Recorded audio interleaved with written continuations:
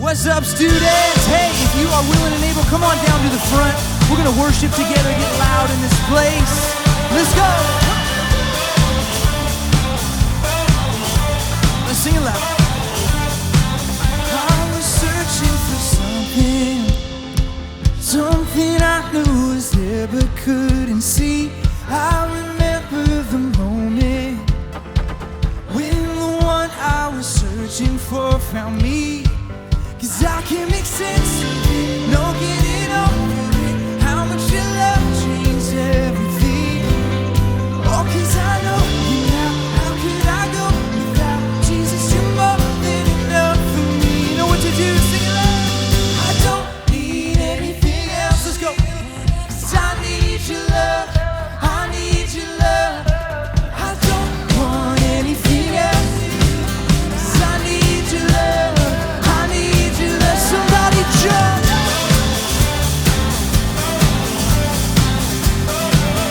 I need your love.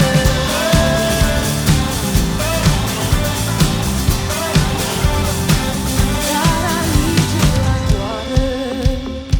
God, I need you like I need air to breathe. I won't take you for granted.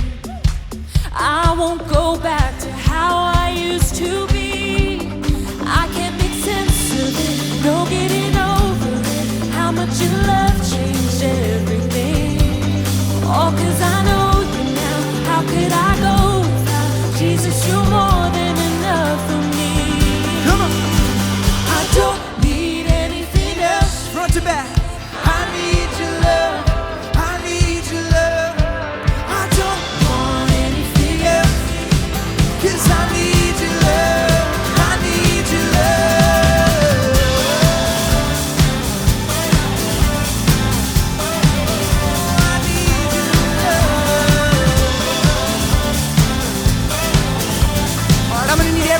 Participate with this, come on. 'Cause there's just one thing I need. We can get louder. There's just one thing I need. Shout it. There's just one thing I need. One more time. There's just one thing I need. Just you, 'cause I don't need anything else. I need your love. Come on, every voice. I don't want anything else, 'cause I need your love. I need your love.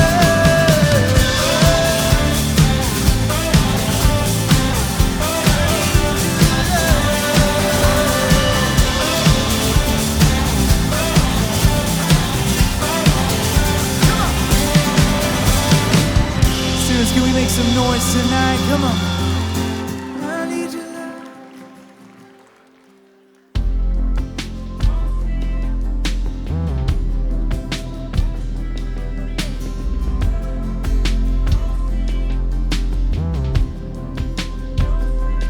I know that you're moving within the smallest moment, from sunrise to sunset.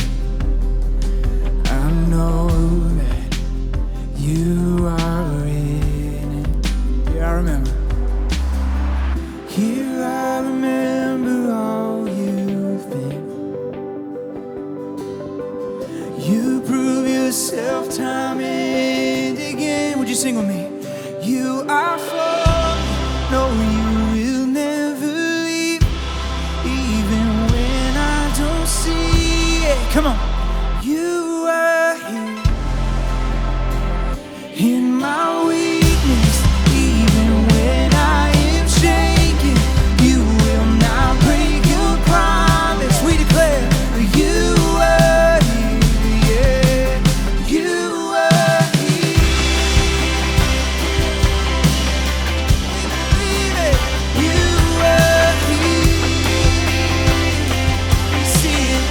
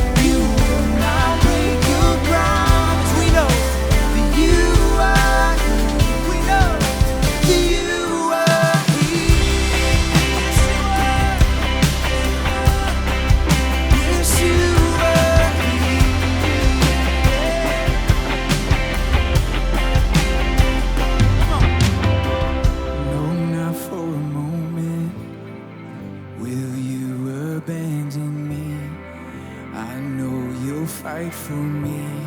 'Cause I know you're here with me. No, not for a moment with me. You abandon me. I know you'll fight for me. 'Cause I know you're here with me. No, not for a moment. Will you abandon me? I know you'll fight for me. I know you're here with me. You believe it? You are for me. Come on. No, you will never leave.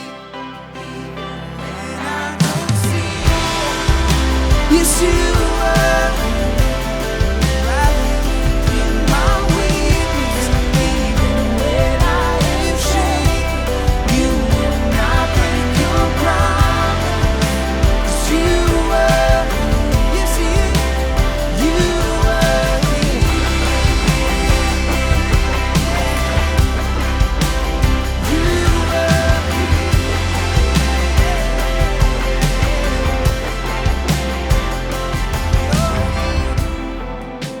Yes, students, we believe that God is in this place with us, walking through life with us. Thank you so much for singing that truth out with us.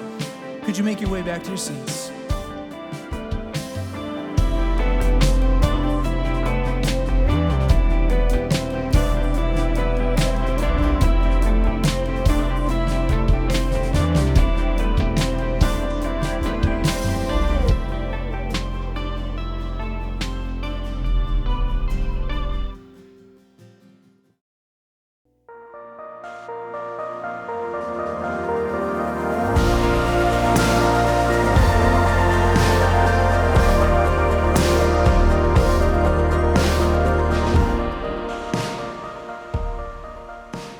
This is exciting. Hey, let's try this again. Glad you're here, 2022. Let's do it. Everybody cheer. Be excited for no reason. Okay. All right. Wow. This was great. My name's Jake. Excited to hang with you guys. Listen, Peoria, pretend you didn't just hear this. Hey, how many of you saw Spider-Man over the break? You guys see Spider-Man? Yeah. Whoa, it's crazy. It's okay. It's fine. My opinion is that it was fine. The other two Spider-Mans, I think, were better. That's my hot take. Deal with that. Just soak in that hot take. But anyways, here's what happened. I went and saw it with my buddy. His name is Chris. Chris, kind of a cool relationship. We knew each other a long time ago when I taught 6th grade, and he was a PE teacher at the school I taught at. We were friends, but then he stopped teaching, and I decided to be a pastor, and so we haven't seen each other in a long time. And recently, he moved farther north to be closer to where I live, and so we've kind of reconnected with him and his family, and we decided to go watch Spider-Man. And so we go watch this new Spider-Man, and when you go watch a movie, you hang out, you get there early, you scope it out, you get a seat, you get popcorn, you get soda. We hung out, we're talking, we watched the movie. It was great, it was fine, it's Spider-Man. And then afterwards, we talk for a little bit, we leave, I go home, and my wife, Bridget's like, how's Chris doing? Oh, he's doing great. Man, how's their new baby? And I was like, their new baby? My friend Chris had a baby within the week of me watching Spider-Man with him, and I didn't even ask him about it. I didn't even know that he had, and listen, you're judging me. I know you are. You do this same crap. Stop. You do this same thing. So, listen, some of you have sat next to the same person in math class this whole year. You don't even know their name. You just know that they're kind of good at math, and sometimes you do a little, you're not supposed to, but they've figured out calculus, so you're gonna make the most of that situation. Some of you, I don't know, some of you log on to Call of Duty every single night. You know nothing about those people. You hang out with them every night for an hour. You know nothing other than their screen name. Some of you have jobs, and this is crazy. You have a job where you hang out with someone for 8 hours on the weekend. You don't know what high school they go to. You know nothing about this person that you hang out with all day long. And I think what's crazy is, here's the deal. I would say, and you would probably say this too, possibly the greatest thing that we get to be a part of here on this earth as humans is interacting and having relationships with other humans. That's it. That's the pinnacle. That's what we get to do here on this earth. We love that. We enjoy that. Connecting with humans and having great relationships is so important. I think for a lot of us, we just kind of assume that over time, we'll just get better at relationships. Like if given enough time, we'll just become really good at having a relationship. And I think what's silly and crazy about that is we don't do that when it comes to other things.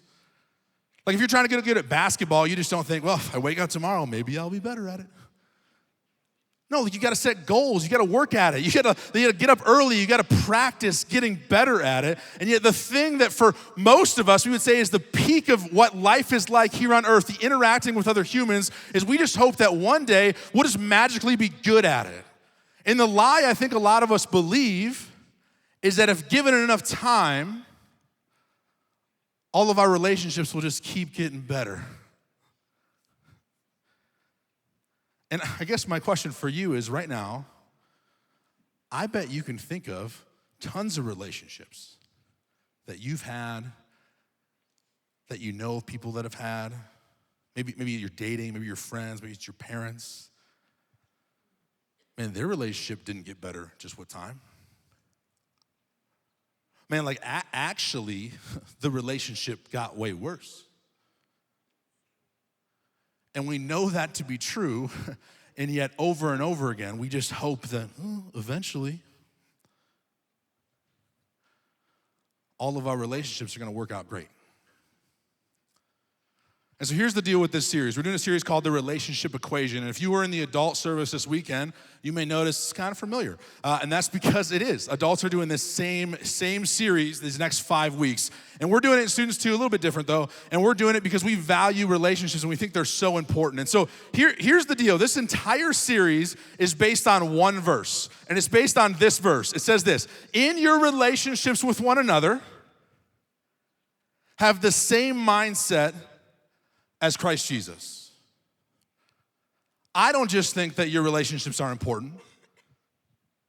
Paul does. And he would say we should care so much about them that we make our relationship look like Jesus. And so we're gonna work at that. And here's what adults are doing. They're unpacking this doctor guy. His name's John Van Epps is his name. And he's kind of broken down this, what he would describe, list of things that always happen in a relationship. It's like kind of stages of relationship. And he's gonna unpack these, and Ashley's gonna talk about them over the next 5 weeks. And here's what they are. The first one is just know. The first thing you do in a relationship is you get to know them. That's important. And then after that, the next thing you do is you start to trust them. Then after that, you can rely on them. And then maybe you commit. And the last one is touch.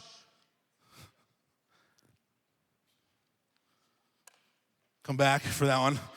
And I think the reality is when you look at this list, this is probably not how you attack relationships normally. This is probably not the order of which you go through a relationship. And here's what I gotta say for you. We're not gonna live in dating relationships. We're gonna live in a broader sense relationship, like interacting with other humans, whether it be your mom, your dad, your friend, your coach, maybe your boyfriend or girlfriend. But what I will say is if you are dating someone, or you want to be dating someone, or you think you're dating someone the other person doesn't know, what I would encourage you to do is check out the adult service. This series is awesome. If you want something more, engage in this adult series. It's gonna be great. Ashley crushed it this weekend. He talks about just the stages of a dating relationship and what's super important. And I would just encourage you, if that's the world that you're living in, find time to watch that. Find time to engage in that. Ask your coach where it's at, ask the student pastor where it's at. They can find it and you can engage in that. But here's what we're gonna do. We're only gonna look at 3 of these things.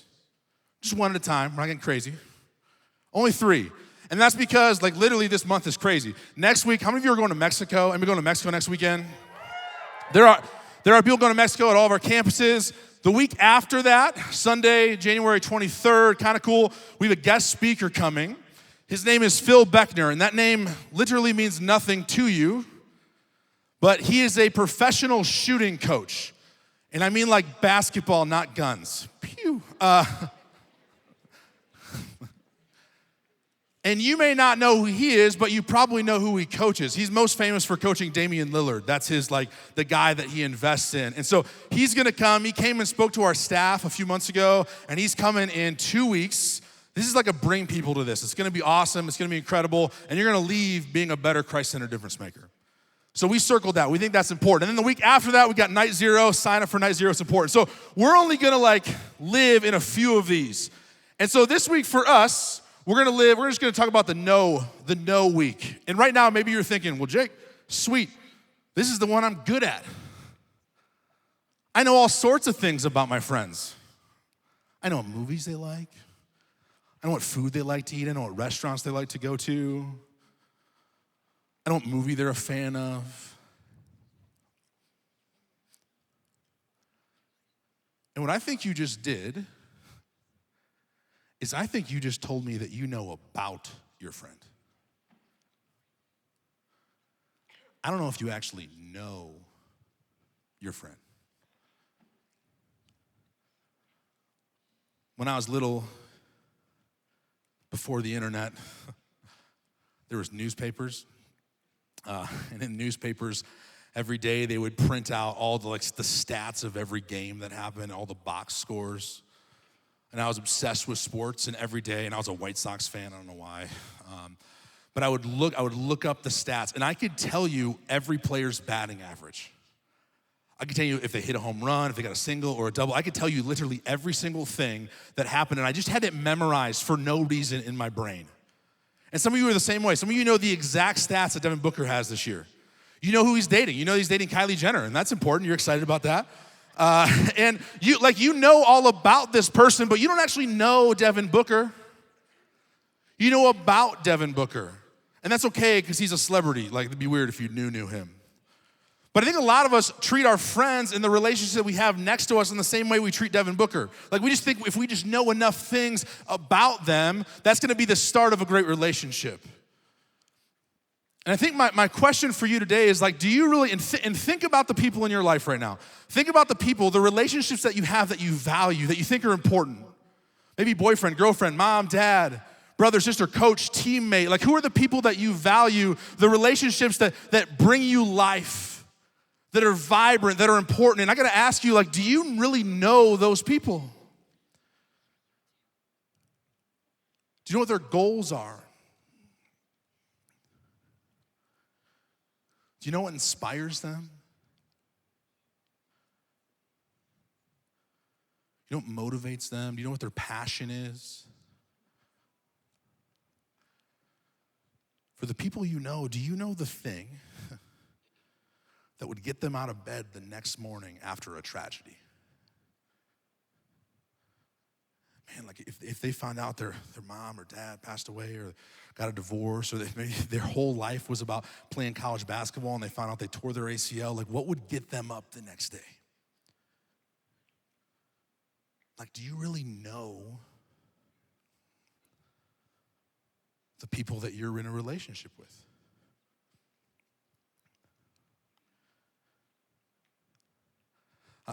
I'll be honest. I'm pot calling the kettle black here. I'm the king of just superficial relationships. I can have conversations just with everybody and remember none of it. And I'm really good at having Spider-Man relationships and not asking them about their kid. And that's funny and silly, in this context. But I'll tell you, my wife Bree, we've been married almost 10 years, and we were sitting in an all staff. I was sitting there and we had this lady, she came and talked to us about just relationships and conversation. And she was explaining that her and her husband had gotten this space where they didn't actually know each other anymore. That their life had just become about the systems, about the things that they had to do. And in that moment, it hit me. This is my life. I've been married almost 10 years. I have 4 kids, and my life is crazy. And that statement means nothing to you because you can't even comprehend kids, and that's okay. But it's crazy. And all my life is my wife, we were just hey, what's the plan for tomorrow? Where's Oakley going? Where's Rylan going? What's Bear doing? What class do I gotta get him to? What class do I gotta get her to? How do we make sure we get him to soccer practice and not at soccer practice? And we get back and we unplug and the kids go to bed and we just turn on Netflix, or I watch basketball, she watches The Bachelor, and we just zone out. And we've been married for almost 10 years and we stopped actually knowing each other. It doesn't just happen. You don't just naturally get better at knowing people you care about. You got to work at it. So this is all we're doing, and I was gonna write something cool, but I don't think it's working. Next week, though, mine's gonna be blown. Two things. I need to remember two things. Get your phone out. Open up your notes app on your phone right now. Make it happen. Here's the reality. Oftentimes, the hardest things to actually do are, in reality, the simplest things to comprehend. The hardest things to actually do in your life are oftentimes the simplest things to actually comprehend. And what's scary about that is like you know what you're supposed to do, you just don't actually do those things. And so I'm gonna tell you two things that I think if you do these two things, you will have better relationships. You will know people better. And the first one is just this, write this down. Ask good questions. That's it. Ask good questions. Don't ask how your day's going. Hey, what excites you? Who's your role model? What's your life gonna look like in 10 years? Now, let me just be clear. Don't be asking random people these questions. That's kind of weird. Don't do that. But people that you know and you care about, think of good questions. Google them. There's tons. Google good questions to ask. That's the first thing. If you want to know people better, ask good questions. The second thing is this, and it seems simple and it seems obvious. It's just number two is just listen. Just listen. Man, I'm not great at this. And I think the reason I'm not good at listening, and maybe the reason you're not good at listening, is I think like at the core, I just care more about me than I care about you. That sucks to say. But I'm not alone. I'm not the only person that thinks that. We're not good at listening. And if you want to know people, if you want to understand them, if you want to have real, vibrant, authentic relationships, man, you got to slow down enough to listen. The verse right before the main verse of this series, Paul writes this. He says, rather in humility, value others above yourself, not looking to your own interests, but each of you to the interests of others. I mean, if you want to know people well, if you want to be like Jesus in your relationships, you got to realize that they, whoever they are, is more important than you in that moment. Can you ask great questions? And can you listen really well? And the only way to be Jesus to people is to do it in great relationships. You have to engage with others. And so here's my encouragement to you is simply this, just this week. Think about this. Maybe you write it down in your app if you still got it open. What's a name of a person? Write a name down. A person that you need to get to know more this week. What's the name? And this week, can you ask good questions? And can you listen? Let's be Jesus in our relationships. Let me pray. Heavenly Father, thank you so much for what you're doing in this space. Thank you that you're bigger than technical difficulties. You're bigger than things breaking and going wrong. Man, forgive me for just being so selfish that I forget to listen. I forget to ask good questions. Allow me to be someone that values the relationships that I'm in and someone that cares about making them better. Man, it's so awesome how much you love us. We love you in your name. Amen.